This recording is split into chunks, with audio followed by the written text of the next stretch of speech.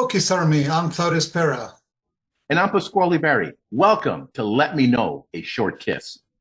So glad to be back and be part of Let Me Know. So thanks, Michael, for backing me up the last couple of episodes.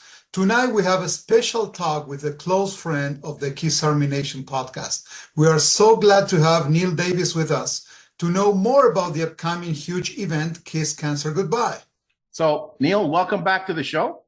Thank you. It's been a couple years. Wow, I think it's been since what, 2022. We were talking about Creatures Fest. Creatures Fest. That's right. That's So right. you've been a little busy since then, huh?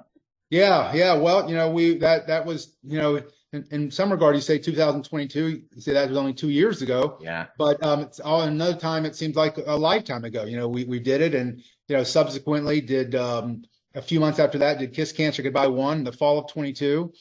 We did the Bruce Kulick New Year's Eve that year. Then we came in 2023. We did Kiss Cancer Goodbye 2. And now we're about to have Kiss Cancer Goodbye 3. So, it's stayed busy. As soon as you finish one, it's kind of like running a marathon. As you're doing it all and you're going, this is so much work. It's hard. It's painful. Why am I doing this? And you keep going. Right? Yeah. You finish it and you go, oh, my goodness, that was so tough. I'm never going to do it again. And then a couple of weeks go by, you kind of forget about all the pain and suffering, and all you have is the great memories and thoughts about it all. And you say, I got to do it again. So you start training for that next marathon. Well, you covered it all. I was going to ask you just to backtrack a little bit, and give us a little bit of a story on how Kiss Cancer Goodbye has developed over the years. Would you have anything else to say, like, why now, and what are you bringing new to the table? So if you compare where you are today with the first event that you put together, how does it feel? Well, I mean, it feels fabulous because so let me back up a little bit step farther. I've been involved with supporting the fight against cancer for a long time. The American Cancer Society is a world, a great organization, and they put on events across the country. And I've been doing their walkathons every year. I've worked with a lot of people, particularly some females that have had gone through the breast cancer fight. So no different than most of us. We've known somebody, had somebody that's been afflicted by this horrible disease. Several years ago, the company that I was running, we merged with another company, and one of the things they liked was the things that we were doing, and particularly supporting cancer. And they were a big supporter of the fight as well. And they said, we'd really like it if you would continue what we're doing, and if we could ask, why don't you try to do more? And I said, well, I'd love to. And I've got an idea where I'd like to do a fundraiser instead of just participating in a walk every year, and kind of wrap around music around fighting cancer, and taking two things that I'm passionate about: music and then fighting this just dreadful disease.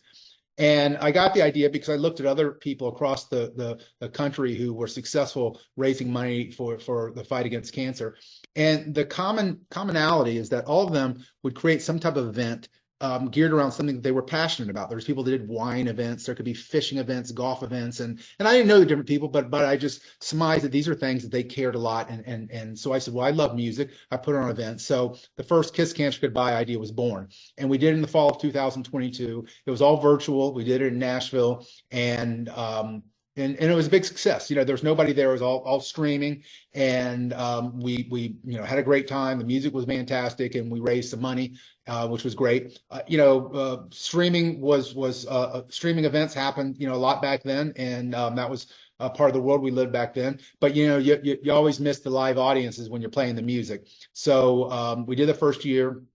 Decided that was so successful, we do it a second year, move it to Sarasota, my hometown, and do it to a live crowd. So we took it from one evening and we made it 2 days, and we had Kiss Cancer Goodbye 2 last year, and by all accounts it was a huge success. We had a great crowd there, wonderful music. We did a lot of recreating. We recreated the Lick It Up album in its entirety. We played Kiss Alive 3. We did some salutes to Ace Frehley, to Peter Criss, and some other incredible things as well. And over those 2 years, we raised a little over $100,000, which we donated to the American Cancer Society. And when I say we, that's we, all of us as KISS fans. It wasn't me or any one person. It was all of us that got together, enjoyed these events, supported what we were doing, donated money to our auctions, and collectively, we played a part in fighting this horrible disease. Because I look at cancer as, while if a doctor was here, they'd explain it as a disease. I look at it as cancer as a nasty, three-headed monster who's never rests, never sleeps. Its only intent is it wants to take my family, your family, my loved ones, your loved ones, and it's after all of ours. So we're playing a part in fighting that beast. And unfortunately, there's no David and Goliath. No one person's going to slay this disease, this monster. It's going to take a lot of us collectively that raise a sword and stab it. So I feel like what we're doing is creating our own sword to stab into the monster, to try to find cures, find therapy, find ways to support people or deal with it as well. So I feel very proud about this. I know that might be a cartoonish way to look at it, but it's the way I look at this horrible disease. It's something that you would envision in your nightmares as a child, and I think unfortunately that nightmare lives amongst us. Wow, very well put, my friend. Very well put. Claudio and I have been talking on previous episodes about KISS Expos and the future of KISS events, and your events came up several times. You've taken this KISS fan experience to the next level. That now KISS Expos might be a thing of the past because it has to meet the expectations of what you've done with your events. Well, I think like anything, time goes by and things get bigger and better. The expos from the 90s, the 2000s, they were great. They were great memories. I attended a lot of them. Many KISS fans did, and they were pretty regular at the time. They were a lot more focused on merchandising with also some music elements as well. But that was a lot before a lot of the merchandising was available online, and that was they were great. I don't want to dismiss them and say that what I'm doing is better than them. I would just say we've continued to evolve. Evolution has continued, and we've taken the idea, which what they did great there, and what we try to do is that, taking all aside, the most important thing we try to create is an atmosphere for fellowship and friendship amongst like-minded people. Yeah. So they captured that spirit at all of them. They might not have had some of the things that we do, but they did that as well as anybody could, and we try to do the same things, and I think we do.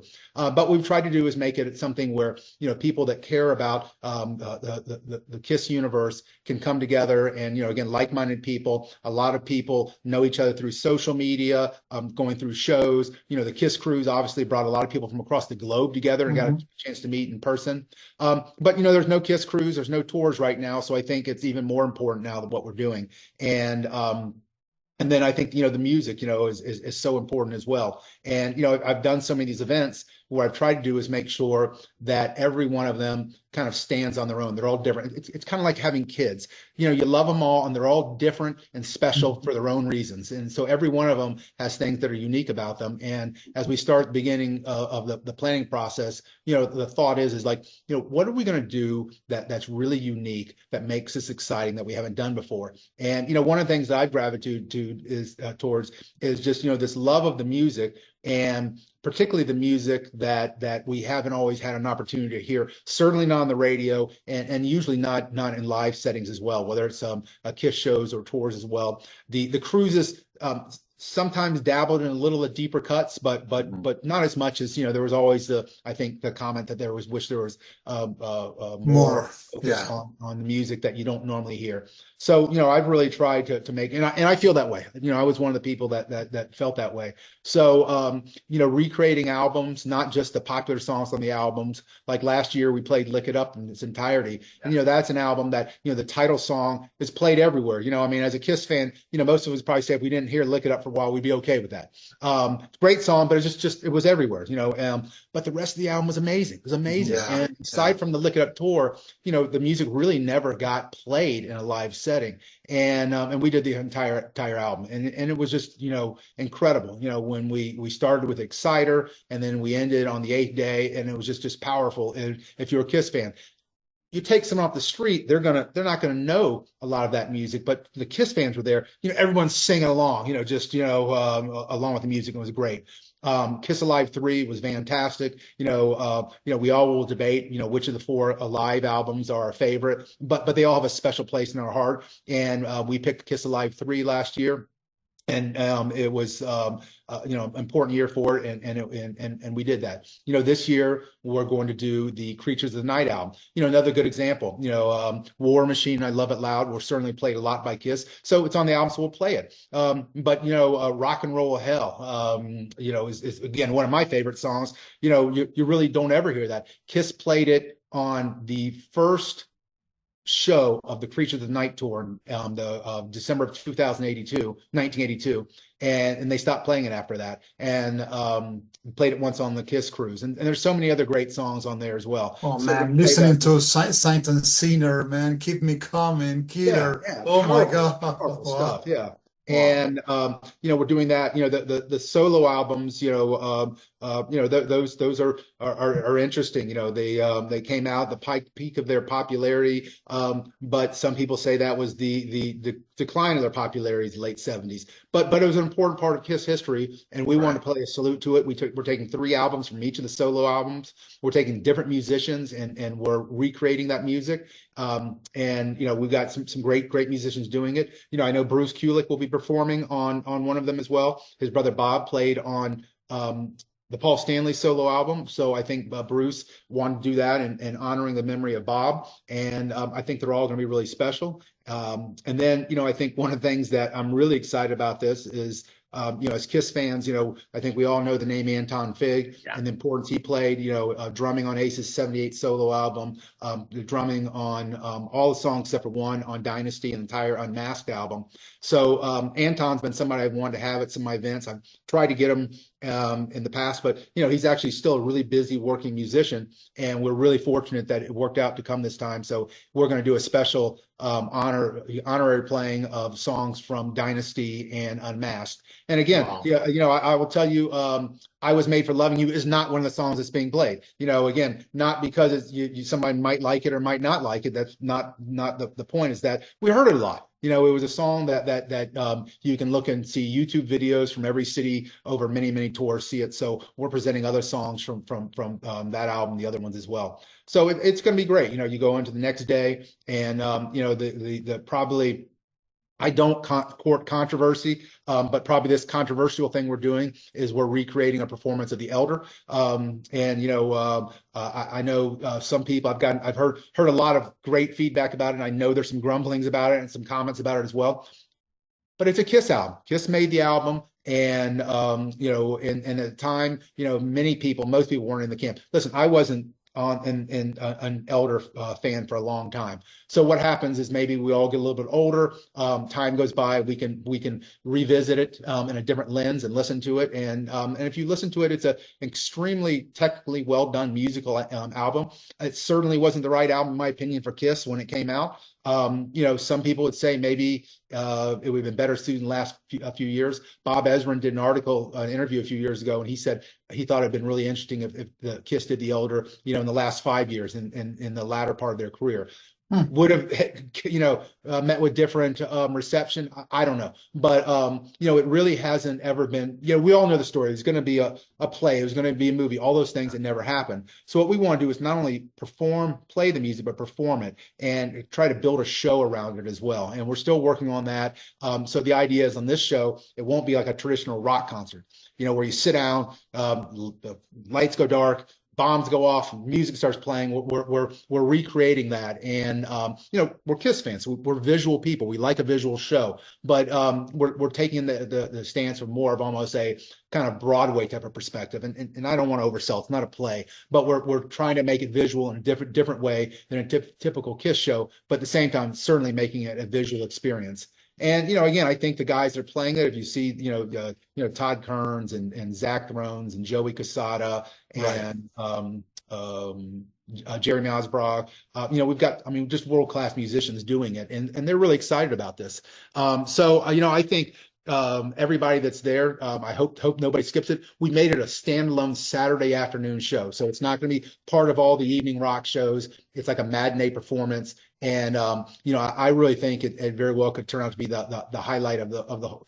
In an event with a lot of highlights, it might turn out to be the kind of most talked about performance of the weekend. Listen, it's wow, it's incredible how much you have going on in this one event, one 3-day event. Yeah. So I'm curious, what does a schedule look like for the 3 days? How are you putting all this together? Yeah. Well, without much sleep, I can tell you that when it comes down to it. So, but the format, I kind of say is that most of the people for these events come in from out of town. Yeah. So, they're there for a reason, for a KISS event. So I want to give it to them. So, they aren't kind of saying, well, we have something to do this evening, but what are we going to do, the rest of the time? So we started off Friday at mid-afternoon. The expo opens up, and Anton's going to doing some signings, and then we play music all that night. It's just going to be a rock and roll party. The next day, Saturday, mid-morning, the Expo City opens up. We've got these great vendors coming set up as well. We're going to have that going on. We're going to have right next to the expo hall, there's a park area with these beautiful oak trees. We're setting up if you remember Creatures Fest, the tank, we're setting up the tank outside. Nice. Gabriel's going to be playing an acoustic set during lunchtime. We have food courts, food trucks out there, so you can pick between the different type of food you like. Have lunch in the park setting. Watch Gabriel and friends play music on the tank. Some people will go to the Bruce Kulick brunch that we're having, and then again we have the Elder later that afternoon. 2:30, and then we give everybody just a chance to go home and take a shower and kind of tell their loved ones at home they're having a great time. Then we come back and we start up again on Saturday night. Music again, incredible lineup that night. We've got Quarantine with Chris Jericho, which is cool anyways. Chris focuses on the non-makeup era, and I've seen him play before. It's great. What's unique about this show is that Bruce Kulick will be joining him for some of that performance. That's Bruce's era. And also Jean Beauvoir, who had a big part of writing and playing on the Asylum record, and has a great history involved with KISS. He's going to get on stage and play some of the songs as well. So that'll be the first time a Quarantine show has ever featured those two performances. We're going to have a performance of the entire KISS Alive 2 album. Again, I said earlier, everybody can have their opinions about their favorite KISS live album, but certainly Alive 2 was without question the pinnacle of the heights of when KISS dominated the world. That 77, 78 era was without a doubt, their highest peak in where they were as a band. So we're going to play that album in its entirety. It's kind of cool what we're doing. We're doing sides 1 and 2 with a group of musicians. Then we're literally changing the albums over, and we're going to switch out to a different set of musicians to play sides 4 and side 3. Oh, wow. Yeah. So Bruce is going to come back, and we're actually going to play side 1, 2, then switch. We're going to do side 4, then side 3. And the reason is that we really wanted to end it on side 3. The live part ends on "Shout It Out Loud," and I thought that'd be a great song to end Saturday night on. And so we're going to do side 4 and so side 3. And I think side 3, "Shout Out Loud," we're going to kind of extend that out, probably bring a few more guests on stage, make it kind of an all-star jam for that song. Nice. Make it really, really cool as well. And then, Sunday we get up, and again, we have more activities. We've got all the music we've already talked about are songs that, really aren't typically radio songs, but then we really are going deep, and we call it deep and dirty, songs that everybody else has been scared to play in the past. And, we've gone through and it's just songs that never had a chance of being on the radio, never had a chance of being on a tour, but, are great songs. And, again, if you're a KISS fan, you're going to look at them and say, wow, I don't think I've ever heard some of these songs live, but it's really, really, really cool, really excited about it. Todd Howarth is coming in and do a salute to Fraley's Comet. I don't know about you guys, but I'm a huge Ace Frehley fan. KISS is a solo artist, Fraley's Comet. Todd was in the early version of Fraley's Comet. And, I've worked with Todd before. He's a great guy, great musician, and he's coming over. He just sent me the set list last night, and it's stellar. I'm really, really stoked about it. We got some cool comedy things we're doing.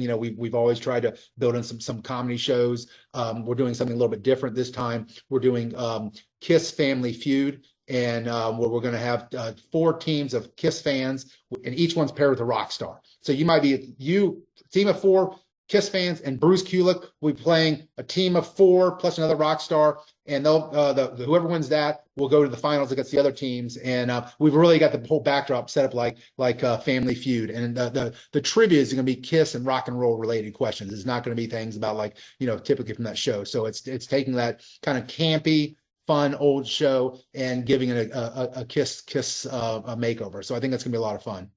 Oh my goodness, man! This is, you're killing me with all of this. My goodness, man. So, as if this is not enough, I just wanted to ask you. So, can Kiss fans have any more surprises in terms of guests or activities between now and December the 6th, or basically the schedule it's already done, and that's pretty much what you just mentioned? No, I would say we're 2.5 months away. That without question, everything I told you, something's going to change. For a couple of reasons. We're always talking to people about ideas, and schedules have to change things. And we've got some other things that are kind of in the working, and some won't come to fruition because of scheduling problems or commitments, right, but some will. And the other thing I'll tell you is that we're not a corporation. We're not Live Nation. We're not Ticketmaster. We're Kiss fans putting this on. And so we're nimble enough that if a great idea comes up that I have no one in the group organization here, I say organization, the group of us as fans have come up with, if somebody comes up with a better idea next week than something we're talking about now, we'll do it. We'll do it. I say this as Kiss fans. We have been loyal fans for essentially all of our lives. We've earned the right to be selfish and say we want this event to be totally based on what we want, not about anybody else's. This isn't about, again, Live Nation or I'm not knocking the organizations like that, but we're going to be spoiled right now. So if something comes up that sounds better than anything I've said, let's do it, because this is our chance. Why not? That's right. Why not? That's right. Yeah. So to answer your question is yes. I mean, there will be some changes, and the only reason that there'll be changes is if some opportunities come up with some artists or some ideas that come up, and those things are percolating. So I'm sure there'll be a new slide that one of you will have behind you next time that has some information on it that currently isn't available. Hey, Neil, how can people get tickets? So it's on our website. There's 2 ways. We have one website, but 2 ways to get to it. There's creaturesfest.com or KISSCG.com. So they both go to the same website. We have a ticket portal there. And, if people haven't heard, one thing that we did when we put this, because again, talking about as fans, is that, really everybody, I think, across the globe has been impacted this past year by these last couple of years about these inflation. It's not a matter that people have across the board lost jobs like past financial challenges. It's been that everything costs a lot more. I know, I've got kids in school and college, and everything. Their apartments, everything's 30% higher.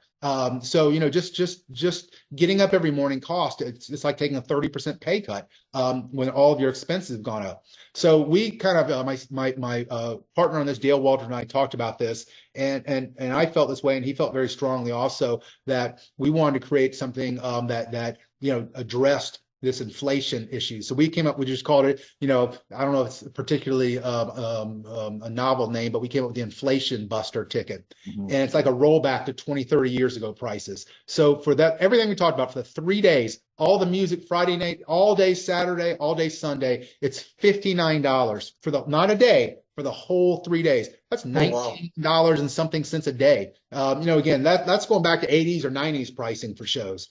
And so we did that, and that's been wildly popular, as you can imagine. And then we have some other, we have some super VIP tickets. And I tell everybody, be glad we have these super VIP tickets that people pay $800 for, because they're subsidizing all the tickets so I can have these inflation Exactly, the other ones, right? And you know, listen, some people, a lot of people have been impacted by prices, so we want to have a price point for everybody, but not everybody. And so the people that are in a position and want to spend the extra money, you know, this is the way of them kind of chipping in and kind of paying down the ticket price for everybody else. Right. Awesome. Awesome. Wow. Good initiative. That's awesome. You know, and I'll tell you, I'm really excited about this year is, you know, we've had gosh, I wish I knew the percentage of people that are coming from abroad. You know, the guys from Kiss Army Spain are coming. We just got someone from Argentina, bought some tickets 2 days ago. I'm trying to think. I think we've got a half dozen different countries coming in. And in fact, I talked to the guys from Kiss Army Spain. I said, if we get a few more international people coming, we might do a private cocktail party with a couple of musicians just for the international people as well. Oh, wow. That's awesome. Trip as well. So, and, you know, I think that just kind of makes me feel great that, you know, the ideas, you know, resonate with other Kiss fans as well, that people would kind of travel that far, you know, to come to to be at the event. Yeah. Neil, man, once again, congratulations on an incredible event that I'm sure fans are going to have a great time. So, you know, thanks again for coming on the show, sharing all this with our listeners and with us. And if you're a Kiss fan, you need to be at this event. Yeah, that's right. Yeah, and keep an eye on social media about kind of what we're doing. And anybody, feel free if you questions, and it could be questions about the event, or if you're traveling, you know, where should I stay? You know, how, you know, tell me some things about getting there. You know, we're here to help. You know, so reach out to me if you're interested, but you're not sure and you've got questions. You're not bothering us. That's all we do right now is focus on this event. And by focusing on the event, we're focusing on us as the fans. So everyone, just please let me know how I can help, and I hope to see as many people as possible in December for Kiss Cancer Goodbye 3. There you go. Thank you so much, Neil. So thank you for your time, and thank you for making this happen. You know, it's a dream for any Kiss fan, man. What you're doing, it's truly amazing, as Bas was saying. So again, please, for everybody, do not forget to like and subscribe, you know, Kiss Army Nation podcast, and talk soon, Kiss Army.